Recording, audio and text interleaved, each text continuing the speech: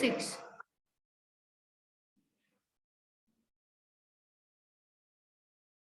So I am sharing you the screen of chapter 6, that is molecular basis of inheritance.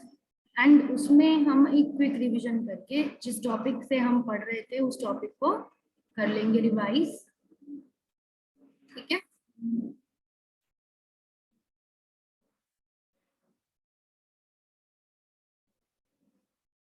Semi conservative mode of DNA replication तक हम पढ़ चुके थे.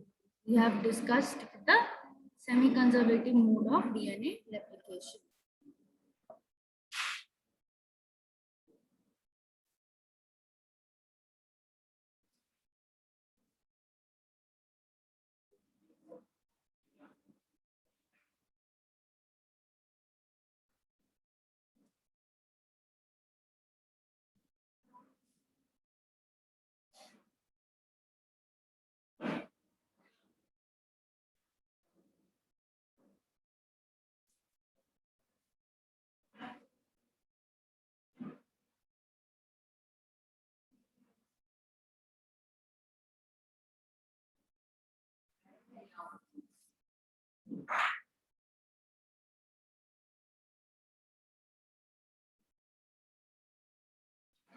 So DNA, what is DNA? DNA is the molecular basis. DNA is only the molecular basis of your inheritance. That means due to DNA, you transfer, or the organisms transfer their own genetic material to the other organisms. That means their offsprings. So when the organism transfers, that means they transfers them through the gametes. So this is the PDF of molecular basis of inheritance. Quick revision: DNA structure is a polynucleotide chain. That means it is made up of polymer of nucleotides. The nucleotide is the monomeric unit of this DNA. तो example adenosine में phosphate group भी जुड़ जाए, और ये दोनों phosphate group और adenosine दोनों एक शुगर से जुड़ जाएं जो डीऑक्सीराइबोज शुगर है, तो बनता है polynucleotide. Then we get a polynucleotide, means 3 things should be there. Nucleotide बनेगा, न्यूक्लियोसाइड, फॉस्फेट ग्रुप, और न्यूक्लियोसाइड, फॉस्फेट ग्रुप, और क्या, शुगर से भी लिंक्ड होंगे, तो you will get a nucleotide. और मैनी न्यूक्लियोटाइड जब जुड़ेंगे एक दूसरे के साथ 3'5' फॉस्फोएस्टर बॉन्ड के साथ, तो पॉलीन्यूक्लियोटाइड बनेगा. It course of formation of polynucleotide chain, a phosphate moiety मतलब यूनिट जब बनता है पॉलीन्यूक्लियोटाइड चेन, तो एक फॉस्फेट ग्रुप जो होता है वो फ्री रहता है 5' पोजीशन पे हमेशा. एंड जो राइबोज शुगर है उसका 5' एंड पॉलीमरिक चेन का कहलाता है, जहाँ पे 5' फॉस्फेट ग्रुप फ्री है. एंड एक 3' एंड होता है किसी भी न्यूक्लियोटाइड का. तो जब चेन जो भी चेन होगी उसमें एक 3' OH ग्रुप होगा, 5' पे फॉस्फेट ग्रुप होगा, और 3' पोजीशन पे हाइड्रोक्सिल ग्रुप होगा. इस तरीके से हम बोलते हैं कि पॉलीन्यूक्लियोटाइड में किसी एक चेन की 2 एंड्स होंगे, एक 5' और एक 3'. तो सबसे पहले इस इंडियन साइंटिस्ट ने इसको डिस्कवरी करी, स्ट्रक्चर को, फ्रेडरिक मीशर उनका नाम था. उन्होंने सबसे पहले ये डीएनए न्यूक्लियस में ढूंढा, किसी भी WBC के न्यूक्लियस में ढूंढा, और उसको नाम दिया कि न्यूक्लिन नाम दिया. फिर विल्किन फ्रैंकलिन ने उसके एक्सरे, इस मटेरियल के जो न्यूक्लियस में से निकलता है उसके रिफ्रैक्शन पैटर्न्स देखे, यानी क्रिस्टल को एक्सरे से स्ट्राइक किया और फोटोग्राफिक फिल्म पे उसके डिफ्रैक्शन के जो पैटर्न बन रहे थे वो देखे. तो उससे उन्हें स्ट्रक्चर पता चला कि ट्विस्टेड केबल की तरह है, जैसे कि एक्स शेप का जैसे ट्विस्ट होते हैं किसी हेलिक्स में. वॉटसन और क्रिक ने एक डबल हेलिकल मॉडल प्रपोज किया डीएनए का इस एक्सरे डिफ्रैक्शन के ऊपर. इरविन चारगाफ ने इस डबल स्टैंडर्ड डीएनए को रेशियोज बताए कि A/T और G/C सेम रहता है एंड इक्वल टू 1 होता है. It is equal to 1. Then the features of double helix of DNA. मतलब in DNA the 2 polynucleotide chain are coiled to form a helix. Sugar phosphate forms backbone of this helix while bases project inwards to each other. जो sugar phosphate होती हैं backbone की, वो coil होती हैं आपस में, से यहाँ दिख रही है नीली कलर की दो शुगर फॉस्फेट ब्लू कलर की स्ट्रैंड्स जो हैं वो शुगर फॉस्फेट बैकबोन ही है, वो ट्विस्ट हो रही हैं एक दूसरे के अंदर, और वो उसके अंदर जो ग्रीन थायमिन से ग्रीन कलर का बेस दिखा रखा है एडेनिन से पेयर कर रहा है, देन साइटोसिन किससे पेयर कर रहा है, गुआनिन से पेयर कर रहा है। ये पेयर्स इंटरनल होते हैं, स्ट्रैंड्स के अंदर की तरफ दिख रहे हैं। This I am talking about this figure, ठीक है। तो डीएनए का स्ट्रक्चर में sugar phosphate backbone, this is sugar phosphate backbone, यहाँ पे मार्क कर रखा है शुगर और फॉस्फेट की बनी हुई बैकबोन, जिसमें शुगर फॉस्फेट ऐसे अल्टरनेट करते हैं, शुगर आया फिर फॉस्फेट आया फिर शुगर ग्रुप आया। अब इन शुगर से जो नाइट्रोजन बेस है वो बीच में लगे रहे, सेंटर में इस वाली चेन की भी और इधर भी शुगर फॉस्फेट बैकबोन है, दोनों तरफ बेसिस लगे रहते हैं, और वो बेसिस आपस में अंदर की तरफ इस तरह की पेयरिंग कि एडेनिन हमेशा गुआनिन से पेयर कर, एडेनिन हमेशा थायमिन से पेयर करता है, गुआनिन हमेशा साइटोसिन, GC एंड AT, ये बेस पेयरिंग का रूल कहता है।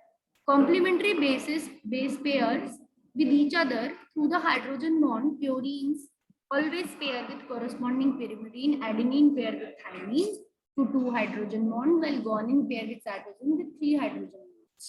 यहाँ पर ये डायग्राम एनसीईआरटी में भी दिया हुआ है किस तरीके से दो पॉलीन्यूक्लियोटाइड चेन आपस में पेयर करती हैं। हेलिक्स राइट हैंड का होता है और इसकी एक टर्न की लेंथ 3.4 नैनोमीटर होती है। 10 बेस पेयर जिसमें आते हैं। The plane of one base pair stacks over the other in the double helix, और एक पेयर बेस पेयर का जो लेयर होती है वो दूसरे के ऊपर स्टैक के फॉर्म में रहती है, जैसे किसी अलमारी में स्टैक होती है। दिस प्रोवाइड, इसी वजह से हेलिक्स स्टेबल रहता है। पैकेजिंग ऑफ डीएनए हेलिक्स की बात करें तो डीएनए 3.34 नैनोमीटर दो बेस पेयर के बीच का डिस्टेंस है।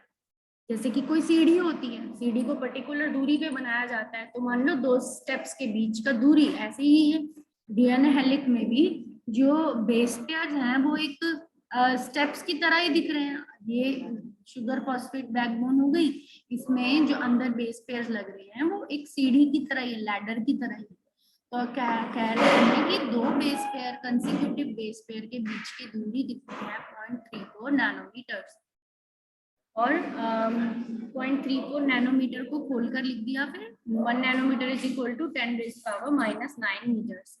Total number of base pair human में 6.6 है, तो अगर लेंथ निकाली जाए तो एक बेस पेयर की दूरी ये है 0.34 नैनोमीटर, तो टोटल की दूरी कितनी हो जाएगी, नियरली 2.2 मीटर है। तो 2.2 मीटर तक का एक स्ट्रिंग है डीएनए का कंटिन्यूअस, और वो इतने छोटे से माइक्रोमीटर के न्यूक्लियस में, न्यूक्लियस होता है माइक्रोमीटर का, 1 माइक्रोमीटर का, ये माइक्रोमीटर की वैल्यू है 10⁻⁻⁶, उसमें कैसे पैक हो जाएगा। तो organisation of DNA in prokaryote, इसी वजह से हमें पैकेजिंग का कॉन्सेप्ट समझना है, क्योंकि डीएनए की एक पर्टिकुलर प्रोसेस होती है पैकेजिंग की, जिसकी वजह से डीएनए इतना लंबा होने के बावजूद उसके छोटे से न्यूक्लियस में आ जाता है। तो 2.2 मीटर का इतना बड़ा डीएनए का थ्रेड माइक्रोज में आता है। प्रोकैरियोट्स में इसका मैकेनिज्म अलग है पैकिंग का, यूकैरियोट्स में इसका मैकेनिज्म अलग है। तो प्रोकैरियोट्स में क्या दिया है, एक न्यूक्लियोइड रीजन होता है बैक्टीरिया में। तो अगर हम एक बैक्टीरिया बनाएं तो उस बैक्टीरिया में हमारे पास क्या रहेगा, एक न्यूक्लियोइड रीजन रहेगा। ये बैक्टीरिया हमने बनाया, तो बैक्टीरिया ब्रॉड शेप होते हैं, इनके बीच में जो न्यूक्लियस होता है, इनका न्यूक्लियस तो होता नहीं है, बट इनके अंदर एक सर्कुलर क्रोमोसोम होता है, सिंगल सर्कुलर क्रोमोसोम। वो कुछ प्रोटीन्स की मदद से आसपास के प्रोटीन से जुड़कर स्टेबल होकर सेंटर में डीएनए रहता है। तो this is what, this is DNA of the bacteria, but this DNA of the bacteria is where, is present in the central region, a dense region without any membrane in prokaryotes. That region is known as nucleoids. ठीक है, ये nucleoid reason कहलाते हैं, जिन reason में DNA रहते हैं। और ये डीएनए नेगेटिवली चार्ज है, बट जिस लार्ज लूप्स बनाता है and held by some protein, कुछ प्रोटीन इस लूप्स को पकड़ के रखते हैं, जैसे मैंने ऐसे ऐसे करके लूप्स बनाए। तो बैक्टीरिया के डीएनए में ऐसे लूप्स होते हैं और कुछ कुछ प्रोटीन्स बीच बीच में उसको स्टेबल करके रख रहे थे। तो ऐसे रीजन को बैक्टीरिया में सेंट्रल रीजन ऐसा होता है जिसे क्या कहते हैं, न्यूक्लियोइड। उसमें न्यूक्लियस तो नहीं होता, बट उस रीजन को जिसमें डीएनए सेंटर में है उसे nucleoid, it is called nucleoid region. ठीक है।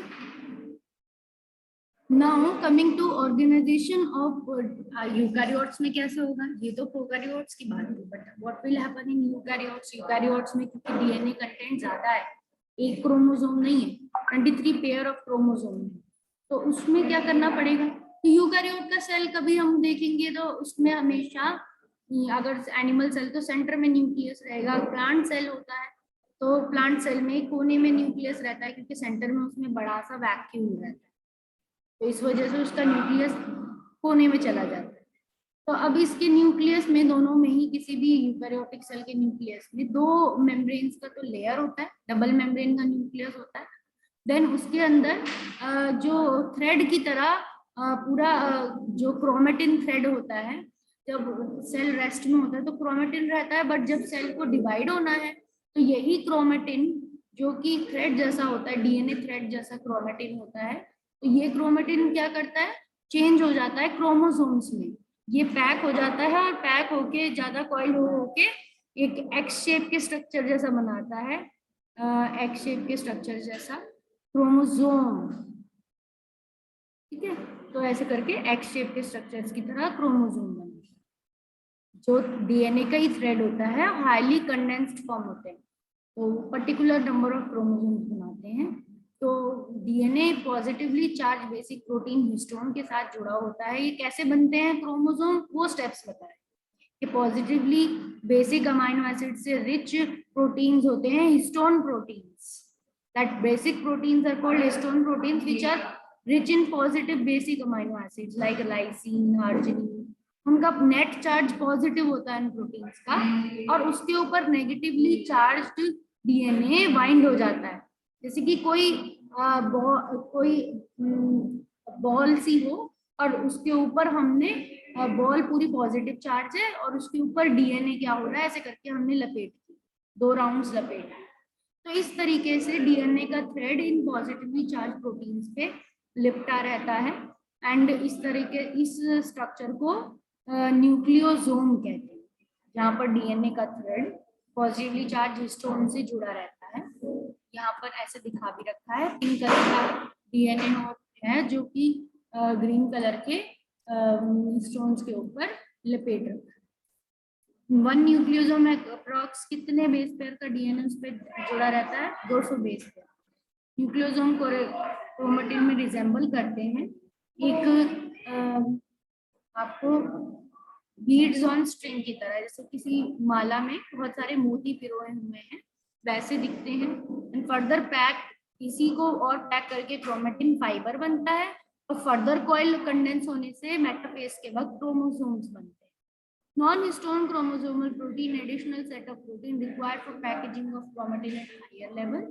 और अगर क्रोमेटिन को पैक करना है तो उससे क्रोमेटिन भी क्रोमोसोम्स के अंदर डेवलप होता है, जैसे मैंने आपको बताया ही है। क्रोमेटिन भी 2 तरीके के हो गए, ऐसा क्रोमेटिन जो बहुत टाइटली पैक्ड है, जो डेंसली पैक्ड रीजन में, देखो पहला पॉइंट क्या दे रखा है बेटा, it is densely packed region in the heterochromatin, दो में बांट रखा है क्रोमेटिन को, ठीक है, फ्लो चार्ट में, जिसमें एक यूक्रोमेटिन टाइप का क्रोमेटिन है, एक हेट्रोक्रोमेटिन टाइप का क्रोमेटिन है। क्रोमेटिन मतलब डीएनए थ्रेड। अभी अभी हमें पैकेजिंग देखी, तो उसमें कुछ रीजन्स डीएनए के हेट्रोक्रोमेटिन रीजन की तरह से पैक होते हैं, यानी डेंसली पैक होते हैं, वो टाइटली पैक्ड होते हैं। जैसे कि कभी कभी आप देखोगे धागे का उलझा लग जाता है, अगर धागे का कोई उलझा लग जाता है उसको खोलना बड़ा मुश्किल हो जाता है क्योंकि गांठ और टाइट हो जाती है। बट अगर कोई धागे का उलझा नहीं लगा, किसी ने बस ऐसे करके सर्कल सर्कल में उसे बस लपेटा है, ऐसे करके दूर दूर लपेटा है और ढीला ढीला गोला बनाया है उनका, तो क्या है, आराम से एक सिरा पकड़ के धीरे धीरे खोलने से खुल भी जाएगा। वही बात है कि अगर लूजली पैक्ड रीजन हैं तो वो यूक्रोमेटिन बनेंगे, और अगर कहीं पर ऐसे डीएनए थ्रेड्स जो बहुत टाइटली पैक्ड हैं और वो डार्क रंग ले रहे हैं क्योंकि उसमें बहुत सारा धागा, बहुत सारा जल्दी जल्दी में और tight tight tight tight pack करा है उलझा लगवा के, तो वो हेट्रोक्रोमेटिन होगा, ज्यादा डार्क स्टेन लेता है, स्टेनिंग। और जो बहुत ढीला ढीला पैक कर रहा है, बहुत दूर दूर उसका पैकिंग कर रहा है, और बिल्कुल आराम से वो खुल भी सकता है अगर खोलो तो वो क्या है, लूजली पैक्ड, वो यूक्रोमेटिक। तो किसी, हम अगर कोई काम करना चाहते हैं तो हम उलझे वाली ऊन को थोड़ी यूज करेंगे, हम तो लूज वाली ऊन को ही यूज करेंगे, लूज वाले धागे को यूज कर सकते हैं। वो तो टूट टूट जाएगी, अगर हम उलझे वाले को करेंगे तो टूट टूट जाएगी। तो इस वजह से ट्रांसक्रिप्शनली एक्टिव क्रोमेटिन यही होता है, इसका ही ट्रांसक्रिप्शन होता है। हेट्रोक्रोमेटिन का ट्रांसक्रिप्शन भी नहीं हो पाता, और उसका मेन काम बस स्ट्रक्चर देना है, स्ट्रेंथ देना है। वो क्योंकि खुलता नहीं है, इसीलिए वो स्ट्रक्चर को मेंटेन रखता है। क्रोमोसोम का ये पर्टिकुलर स्ट्रक्चर होता है, इस हेट्रोक्रोमेटिन का काम है इस पर्टिकुलर स्ट्रक्चर को मेंटेन रखना। तो ये इस रीजन पे ज्यादा मिलता है हेट्रोक्रोमेटिन, और एंड्स पे ज्यादा मिलता है हेट्रोक्रोमेटिन, यहाँ पे ज्यादा मिलता है। ताकि आपको पता है, जैसे शूलेस हो, शूलेस के ऊपर एक ऐसा प्लास्टिक जैसा कवर सा बनाया डाल रखा होता है, ताकि वो शूलेसेस उधड़े ना।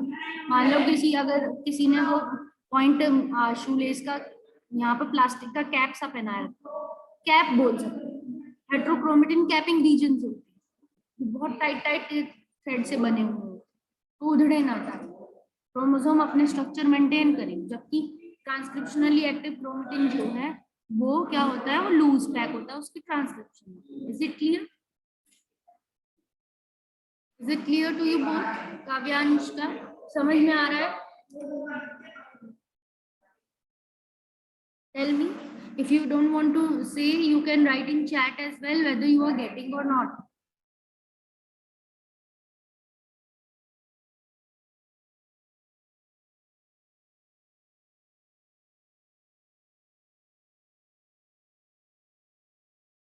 Are you getting my point? अब transforming principle, Hershey and chase experiments, ये सब चीजें आती हैं, and the properties of genetic material. Okay, so whether these is the discovery of genetic material. These scientists have contributed in the discovery of genetic material and properties of genetic material. मतलब कि कौन सा molecule ऐसा है जो कि genetic material की तरह काम करता है, ये किसी को कंफर्म नहीं था। ये था कि हाँ, न्यूक्लियस में से डीएनए निकल रहा है, और पर ये नहीं पता था कि वो कैसे काम करता है, या उसके प्रॉपर्टीज क्या हैं, या फिर कौन सा मटेरियल है न्यूक्लियस में या फिर सेल में जो कि एज अ जेनेटिक मटेरियल काम करता है। तो कुछ साइंटिस्ट ने लगातार काम किया इसके ऊपर, लगातार एक्सपेरिमेंट्स लगाए, ताकि उनको ये पता चल जाए कि हाँ, डीएनए ही जेनेटिक मटेरियल है। तो सबसे पहला एक्सपेरिमेंट जो किसी ने किया वो था फ्रेडरिक ग्रिफिथ का एक्सपेरिमेंट, जो कि ट्रांसफॉर्मिंग प्रिंसिपल नाम से जाना जाता है। और ग्रिफिथ के एक्सपेरिमेंट में बैक्टीरिया स्ट्रेप्टोकोकस निमोनिया पे काम किया था, and this bacterium has two strains, S strain and R strain. दो बैक्टीरिया के ऊपर इसने काम किया था। इन बैक्टीरिया को एस और आर क्यों बोलते हैं? बिकॉज इनमें से एक ऐसे, इनमें थोड़ा सा डीएनए में चेंज है दोनों के। जो एस बैक्टीरिया है वो अपने ऊपर जो सेल वॉल होती है उसके ऊपर एक मोटा पॉलीसेकेराइड का कैप्सूल भी बनाता है, जो उस बैक्टीरिया को स्मूथ अपीयरेंस देता है। तो therefore because of the capsule this bacteria has got its name के एस बैक्टीरिया। एस मतलब स्मूथ बैक्टीरिया, स्मूथ उसकी अपीयरेंस है। बट जो दूसरा बैक्टीरिया है वो अपनी सेल वॉल के ऊपर कोई कैप्सूल नहीं बनाता, तो वो थोड़ा रफ सा दिखता है, उसकी कोई स्मूथ अपीयरेंस, जैसे कि ये बन गया, ये पॉइंटेड बन गया, तो उसकी रफ अपीयरेंस है। कुछ इस तरह का भी बोल सकती थी मैं उसको, रफ, उसके ऊपर कोई स्मूथ कोट नहीं है। तो रफ, आर आर आया, आर स्ट्रेन आया रफनेस से, कि उस बैक्टीरिया पे कोई पॉलीसेकेराइड चेन नहीं है, तो वो रफ बैक्टीरिया कहलाएगा। ठीक है। देन इन बैक्टीरिया को माइस में डालकर चेक किया गया कि एक्चुअली में कौन सा बैक्टीरिया निमोनिया करता है, कौन सा नहीं। तो देखा गया कि एस स्ट्रेन वाला जो बैक्टीरिया था वो क्योंकि स्मूथ बॉल नहीं बनाता था प्लेट्स पे भी, यानी लैब में जब हम ग्रो कराते थे और इन बैक्टीरिया को मीडिया पे ग्रो कराते हैं, तब भी क्योंकि इनमें कैप्सूल स्मूथ है, तो ये कॉलोनीज भी बहुत स्मूथ स्मूथ बनाएगा, मतलब राउंड राउंड कॉलोनीज बनाएगा, स्मूथ स्मूथ एस वाला। पर जब इसको आर को बनानी होंगी कॉलोनीज लैब में, तो ये कैसी बनाता है, ये रफ बनाता है। तो इसकी कॉलोनीज बहुत ज्यादा उबड़ खाबड़ सी होती हैं, रफ सी होती है कॉलोनीज, उससे भी पता चलता है। ठीक है, तो दो तरीके के बैक्टीरिया। आप क्या करो, आप ये स्मूथ इसीलिए है क्योंकि इस पे पॉलीसेकेराइड कोट है, इस पे नहीं है, और क्योंकि इस पे पॉलीसेकेराइड कोट है, इसके ऊपर एक्स्ट्रा प्रोटेक्शन है, तो ये निमोनिया कर देता है। ये मतलब WBC के थ्रू किल नहीं होता, जो कि फाइटर सेल्स हैं उनके थ्रू ये एस बैक्टीरिया किल नहीं होता, और ये निमोनिया करता है, कॉजेज निमोनिया, जबकि ये किल हो जाता है, इसको आराम से WBC किल कर देते हैं, और ये निमोनिया कॉज नहीं करता है, नॉन विरुलेंट है। नॉन विरुलेंट मतलब do not able to cause pneumonia disease.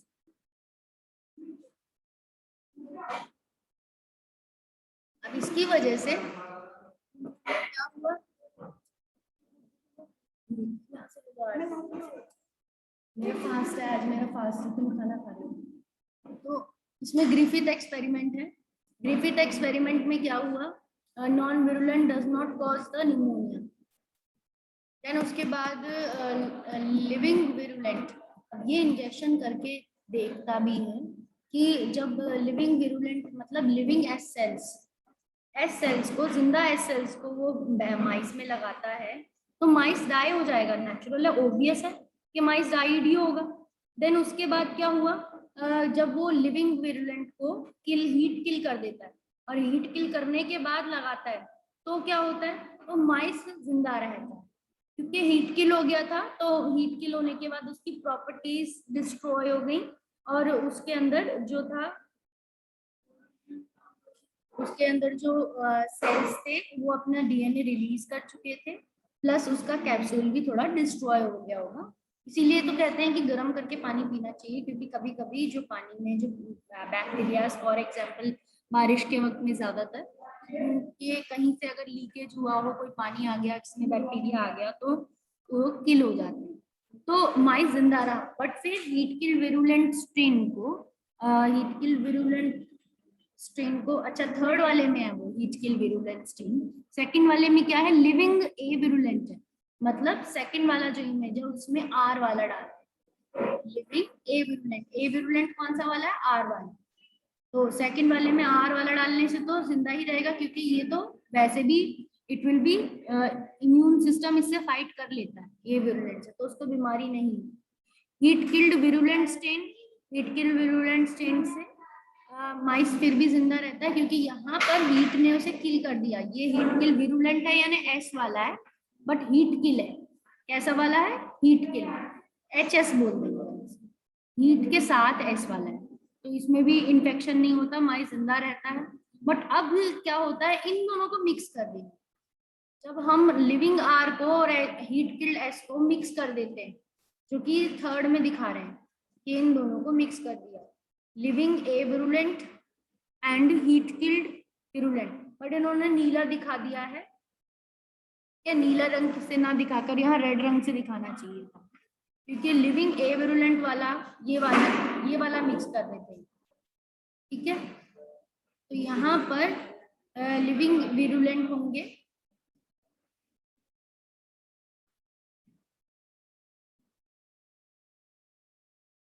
यानी कि लिविंग R वाले होंगे, बट S वाले क्या होंगे, हीट किल्ड होंगे। जब ऐसा मिक्सचर डाला गया तो माइस देखा गया कि माइस मर गया, तभी ये उसका सरप्राइज थे वो इस बात से, ये माइस कैसे मर गया, क्योंकि इसके सोल्यूशन में R वाले बैक्टीरिया थे, और R वाले बैक्टीरिया तो माइस को जिंदा रखते थे, और इसके सोल्यूशन में हीट किल्ड वाले S थे, वो भी जिंदा रखते थे, तो ये क्यों मर रहा है फिर। ये फ्रेडरिक ग्रिफिथ का क्वेश्चन था कि व्हाई इट इज डाइंग, तो उसका ये कंक्लूजन था, क्योंकि हर एक्सपेरिमेंट के बाद साइंटिस्ट कुछ प्रपोज करता, तो उसने ये प्रपोज किया था जरूर कि हीट किल्ड R में से कुछ ऐसा सब्सटेंस है जो इसमें गया है, हीट किल्ड S में से जरूर कुछ ऐसा ट्रांसफॉर्मिंग सब्सटेंस है जो कि इस वाले मिक्सचर में गया, और इस जिंदा सेल को, इस जिंदा R वाले सेल्स को उसने किस में बदल दिया, S में बदल दिया, कि कुछ ऐसा चीज है, कुछ ऐसा मॉलिक्यूल है जो इन वाले बैक्टीरियाज में से जाता है, और वो उसको नए जिंदा सेल्स मिलते हैं R वाले, और उन R वाले सेल को भी वो बदल के किस में बदल देता है, S वालों में, और फिर माइस मर जाता है इसी वजह से, क्योंकि S वाला ही किल करता है। और जब इसके अंदर से ब्लड सैंपल भी लिया गया, इसके सेल्स भी देखे गए, तब उसके ब्लड सैंपल में से देखा कि उसके अंदर से जिंदा एस वाले बैक्टीरिया निकल रहे थे, मतलब उसके अंदर एस वाले बैक्टीरिया से इन्फेक्शन पाया गया था इस माइस में। तो इसीलिए उसने ट्रांसफॉर्मेशन प्रिंसिपल नाम का प्रिंसिपल दिया कि living are in the presence of heat kill as produce virulence because somehow R strain bacteria is transformed by heat kill S strain bacteria. किसी ना किसी तरीके से R वाला बैक्टीरिया जो था वो ट्रांसफॉर्म कर दिया गया था S वाले बैक्टीरिया में, और इसी प्रॉपर्टी को बोलते हैं transformation principle. This property is known as transformation principle. Okay. Now इसका बायोकेमिकल नेचर नहीं पता था किसी को. नोबडी नोज दैट ये क्या मटेरियल था जो एस हीट किल्ड एस में से निकला और जो आर को चेंज कर दिया इसमें उसने. वो कोई भी उसी का मटेरियल का नेचर नहीं जानते थे. तो 3 साइंटिस्ट ऐसे आए जिन्होंने ये नेचर जाना है. एवरी मैक्लियोइड और मैकार्टी ने इन्होंने एक्सपेरिमेंट किए कि इन्होंने हीट किल्ड एस वाले के सारे कंपोनेंट्स अलग निकाल लिए और लाइव आर में डालने की कोशिश करी. तो उन्होंने जब ये दोनों मिक्सचर बनाए तो अब इन्होंने अलग अलग इंजाइम्स डाली. टेस्ट ट्यूब्स ले ली और टेस्ट ट्यूब में अलग अलग एक बार इन्होंने आरएनएस डाली, एक बार प्रोटीएस डाली. तो इन दोनों एंजाइम को डालने से आरएनए भी खत्म हो गए, प्रोटीन भी खत्म हो गए. किसके? हीट किल वाले से. हीट किल वाले से तो निकल के जो जा रहे थे वो आरएनए और प्रोटीन खत्म हो गए. तब ट्रांसफॉर्मेशन तब भी हो गई क्योंकि इस वाले मिक्सचर में यही वाली एंजाइम डली तो यही वाला एक्शन हुआ होगा. आरएनए खत्म हुए होंगे और प्रोटीन्स खत्म हुए होंगे, पर फिर भी माइस डाई हो गया क्योंकि इस वाले मिक्सचर में अभी भी क्या चीज बाकी थी? डीएनए बाकी था. अब नीचे वाले में फिर दोबारा से जब मिक्स किया तो अभी अब की बार इन्होंने डीएनए डालने तोड़ने वाली एंजाइम डाली, डीएनएस डाली. जब डीएनएस डाली तो अब माइस को कुछ भी नहीं हुआ, माइस सर्वाइव हुआ. जब माइस सर्वाइव हुआ इसका मतलब आरएनए और प्रोटीन से ट्रांसफॉर्मेशन नहीं होता, ट्रांसफॉर्मेशन होता है डीएनए से. ये कंक्लूजन निकला. अब उसके बाद इन साइंटिस्ट के बाद भी जब तक 2-3 साइंटिस्ट और इस चीज को प्रूव नहीं करते तो ये फैक्ट नहीं बन पाता. तो इस वजह से इसमें 2-3 और साइंटिस्ट की रही भूमिका. इसमें हर्शी और चेज ने भी एक्सपेरिमेंट किया, जिनका एक्सपेरिमेंट किसके ऊपर था? Their experiment were on the bacteriophages. These are those viruses that attach to bacteria and then they inject their DNA inside the bacteria and they complete their life cycles and get released from the bacterial cells by lysing them. तो इस तरीके का bacteriophage का Hershey और chase ने experiment किया and उनका points दिए उन्होंने. worked on bacteriophages. I want any one of you to read this. से मैं ही पढ़ रही हूँ, कोई एक बच्चा इसको रीड करने की कोशिश करो. हर्शी और चेज का एक्सपेरिमेंट. Try to read.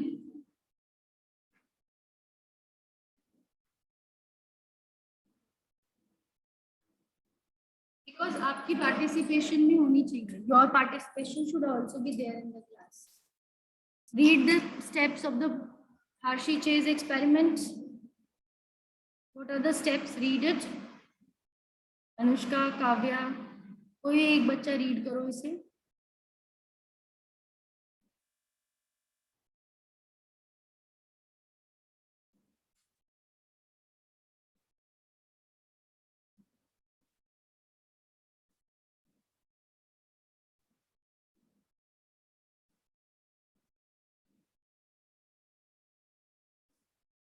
नहीं पढ़ना?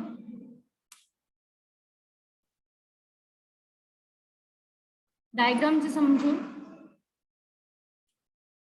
बैक्टीरियोफेज में जो रेड कलर का स्ट्रक्चर है that is marking the radio activity. That means कि जो बैक्टीरियोफेज है उसके 2 मेन कंपोनेंट्स हैं. एक तो उसका होता है body, that means protein coat होता है. प्रोटीन कोट उसका हेड कंटेनिंग होता है, कॉलर कंटेनिंग होता है, और एक कॉन्ट्रैक्टाइल शीथ उसके पास होती है और एक बेस प्लेट होती है. पेंटागोनल बेस प्लेट होती है और बेस प्लेट से लगी हुई उसके पास फाइबर्स होते हैं, टेल फाइबर्स, जिन फाइबर्स से वो अटैच होता है. तो ये कुछ स्ट्रक्चर होता है बैक्टीरियोफेज का. तो इसमें क्या होता है कि प्रोटीन कोट के अंदर ये इसका हेड जो है, हेड के अंदर दूसरी चीज जो होती है वो होती है इसका डीएनए. वायरसेस में हमेशा 2 ही चीज होती है, प्रोटीन कोट एंड डीएनए. तो डायग्राम में क्या बताया हुआ है, जिस चीज को मार्क कर रखा है रेड कलर से यानी वो रेडियो एक्टिव थिंग है। तो पहले 2 सेट्स के बैक्टीरियोफेज दिखा रखे हैं। This is in done in the 2 separate, कह सकते हैं 2 पार्ट्स। फर्स्ट पार्ट में यहाँ पर बैक्टीरियोफेजिस को ऐसा मीडियम दिया है जिसपे उन्होंने सल्फर 35, रेडियो एक्टिव सल्फर 35 दिया है। तो जब वो सल्फर देते हैं मीडियम में, तो सल्फर क्योंकि प्रोटीन अमाइनो एसिड्स में जाता है, तो वो प्रोटीन कोड को मार्क कर देता है, प्रोटीन कोड को लेबल कर देता है, और उसमें रेडियो एक्टिविटी उसके प्रोटीन कोड में आ जाती है। एंड जब हम किसी मीडियम में फास्फोरस 32 को देते हैं एज अ मीडियम बैक्टीरियोफेजिस को, तो वो किसको दे देते हैं, they give to the base that is taken inside the DNA, because phosphorus किसका कंपोनेंट है, DNA का कंपोनेंट है। ओके,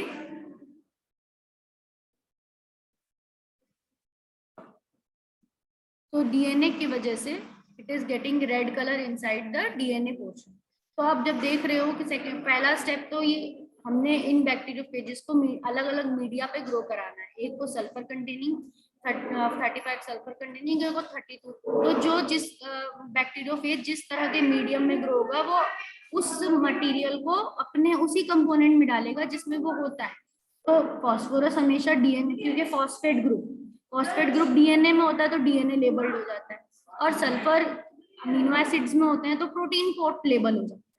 तो 2 तरीके के बैक्टीरियोफेजेस, अब इन दोनों को इकोलाई पे इन्फेक्शन करवाया है इनका। जब इन्फेक्शन करवाया तो प्रोटीन कोड बाहर ही रह जाता है, सिर्फ डीएनए अंदर आता है।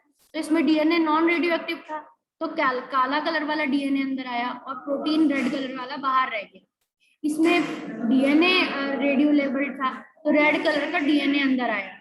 अब ब्लेंडिंग कराने से जो प्रोटीन कोट होते हैं वो अलग हो जाते हैं, बैक्टीरिया अलग हो जाते हैं। ब्लेंडिंग मतलब सेंट्रीफ्यूगेशन, गोल घुमा दिया, तेजी से गोल घुमा दिया, तो जो ब्लेंडिंग के वक्त जो होता है डीएनए वो अलग हो जाता है, यानी बैक्टीरियाज अलग हो जाते हैं। टेस्ट ट्यूब के अंदर बैक्टीरियाज कहाँ आते हैं, नीचे सेटल हो जाते हैं। यानी जो यहाँ सेटल होगा वो बैक्टीरियाज होगा जो लिक्विड में होगा, मतलब इस टेस्ट ट्यूब में यहाँ लिक्विड रहेगा। जो लिक्विड में होगा वो आपका होगा प्रोटीन्स। जो बैक्टीरिया ये वायरसेस हैं वो होंगे वायरसेस की कंपोनेंट। तो इसको सुपरनेटेंट बोलते हैं। जो ऊपर रह जाता है हल्का वो सुपरनेटेंट होता है। सुपरनेटेंट एंड जो नीचे बैठा है सेटल हुआ है वो क्या है, पैलेट। जो नीचे सेटल हुआ है बैक्टीरियल कॉलोनीज वो पैलेट है, वो भारी है, क्योंकि साइज में वायरसेस छोटे होते हैं एंड बैक्टीरियाज क्या होते हैं, बड़े होते हैं। बैक्टीरिया सेंट्रीफ्यूगेशन के बाद नीचे बैठेंगे। तो जब हम इन दोनों का ब्लेंडिंग करवाएंगे, इसका भी ब्लेंडिंग करवाएंगे, इसका भी ब्लेंडिंग करवाएंगे, दोनों में अलग अलग कंपोनेंट्स में रेडियो एक्टिविटी आएगी।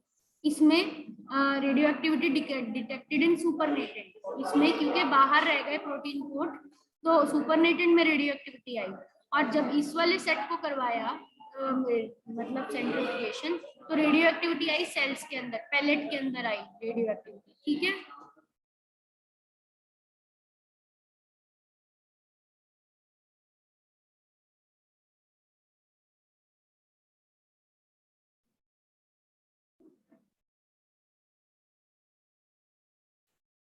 सब बैकग्राउंड वॉइस चली जाती है इसमें।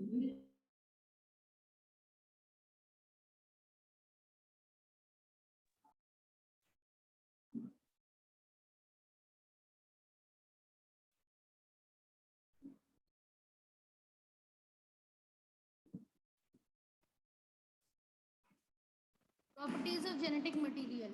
अब उसके बाद पता चल गया कि डीएनए जेनेटिक मटेरियल है, क्योंकि डीएनए जब बैक्टीरिया में तभी देखा गया, डीएनए बैक्टीरिया में बैक्टीरियोफेज ने तभी डाला डीएनए जब वो फास्फोरस में था। यानी सेकंड सेट ऑफ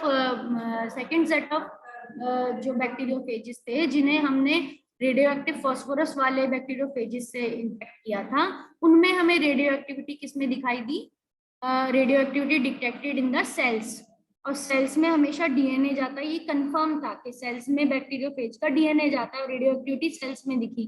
तो सेकंड सेट वाले ने प्रूव किया कि DNA is only the genetic material because it is transferred from bacteriophage into the bacteria, क्योंकि वो बैक्टीरियोफेज से बैक्टीरिया में चला गया था रेडियो एक्टिव डीएनए। तो इसका कंक्लूजन ये हुआ। अब जेनेटिक मटेरियल की प्रॉपर्टीज क्या है कि वो अपने आप को रेप्लिकेट करे, डुप्लीकेट करे, अपने को कॉपी बनाए, वो जेनेटिक मटेरियल की प्रॉपर्टी है। It should chemically and structurally stable, वो केमिकली और स्ट्रक्चरली स्टेबल होना चाहिए, जल्दी म्यूटेट नहीं होना चाहिए। It should have scope for changes that are essential for evolution, इसके अंदर ऐसे कुछ स्कोप होने चाहिए जो कि चेंजेस कर पाए एवोल्यूशन के लिए। And it should follow Mendelian principles of inheritance, उसे मेंडल के लॉ फॉलो करने आने चाहिए। It should follow the difference between the DNA and RNA. ये क्वेश्चन कई बार आ सकता है बिकॉज ये DNA has deoxyribose sugar, DNA और डीएनए एक बेटर न्यूक्लिक एसिड क्यों है, ये क्वेश्चन कई बार आ चुका है। क्योंकि इसके पास एक डीऑक्सीराइबोज शुगर होती है, क्योंकि उसके पास ऐसी शुगर से बना है कि जिसके अंदर 2' पोजीशन पे कोई ऑक्सीजन नहीं होती। ये 1' पोजीशन है इसकी डीएनए की, कार्बन की, ये 2' पोजीशन है। तो जनरली शुगर्स में क्या होता है, OH और H ग्रुप्स रहते हैं, ठीक है। ऊपर OH है तो नीचे दूसरा ग्रुप इस वाले बॉन्ड पे, ऊपर अगर OH है तो नीचे H रहता है, यहाँ पे H रहेगा इसके। अब इस वाले पे लगाएंगे 2' पोजीशन है, ये 2' पोजीशन है कार्बन की, तो 2' पे यहाँ पर ऊपर H रहता है, तो नीचे भी H ही रहता है, इसमें OH नहीं रहता दूसरा वाला ग्रुप, इसीलिए ये डीऑक्सीराइबोज शुगर होती है। इसमें 2' पोजीशन पे नीचे भी O बना दिया मैंने, O नहीं होता, it is not having O, ठीक है। It is not having O, it is having HH on both the surface, तो दिस इज द चेंज, इसीलिए इसको डीऑक्सीराइबोज शुगर कहते हैं। और आरएनए में जब यही शुगर बनेगी तो उसमें राइबोज शुगर में 2' पोजीशन पे भी नीचे की तरफ OH होगा, OH is there and H is there and the above। तो ये चेंज है कि आरएनए में सेकंड पोजीशन पे OH रहता है एंड वो उसको मोर रिएक्टिव बनाता है आरएनए को, क्योंकि वो इधर से भी बॉन्ड बना सकता है और 3' पोजीशन से भी बॉन्ड बना सकता है। 3' पे भी उस पे OH है, दोनों पे OH है, तो वो दोनों तरफ से बॉन्ड बना सकता है, जबकि यहाँ पर सिर्फ एक ही पोजीशन बच जाती है जिसपे बॉन्ड बना सकता है, 3' पोजीशन। 3' पोजीशन पे यहाँ पर फॉस्फोएस्टर बॉन्ड बना सकता है नेक्स्ट न्यूक्लियोटाइड से, तो ये इधर से ही ज्वाइन कर सकता है क्योंकि इसके पास 2' पे OH नहीं है, H है, तो इसी शुगर को डीऑक्सीराइबोज शुगर कहते हैं। 5 methyl uracil thymine is present, इसमें 5 मिथाइल यूरासिल होता है डीएनए में, जिसको थाइमिन बोलते हैं। थाइमिन नाम का नाइट्रोजन बेस होता है, जबकि सिर्फ यूरासिल होता है इसमें आरएनए में। डीएनए में जेनेटिक मटेरियल की तरह एक्ट करता है, आरएनए अडेप्टर मॉलिक्यूल और मैसेंजर की तरह एक्ट करता है जो डीएनए के मैसेजेस लेके जाएगा। डीएनए ज्यादा स्टेबल है, जल्दी म्यूटेट नहीं होता, आरएनए जल्दी म्यूटेट होता है। डीएनए केमिकली लेस रिएक्टिव है, mutate slowly, RNA more reactive, RNA जल्दी म्यूटेट होता है। डीएनए स्टेबल अपना 2' डीऑक्सीज की वजह से ही है, आरएनए अपना अनस्टेबल 2' OH ग्रुप की वजह से है। डीएनए प्रोटीन सिंथेसिस के लिए जरूरी है क्योंकि सेंट्रल डॉग्मा कहता है डीएनए से आरएनए बनेगा, आरएनए से प्रोटीन, और आरएनए सिर्फ प्रोटीन के लिए कोड करता है। तो ये आपको डीएनए को बेटर जेनेटिक मटेरियल बनाते हैं, मोर स्टेबल इसके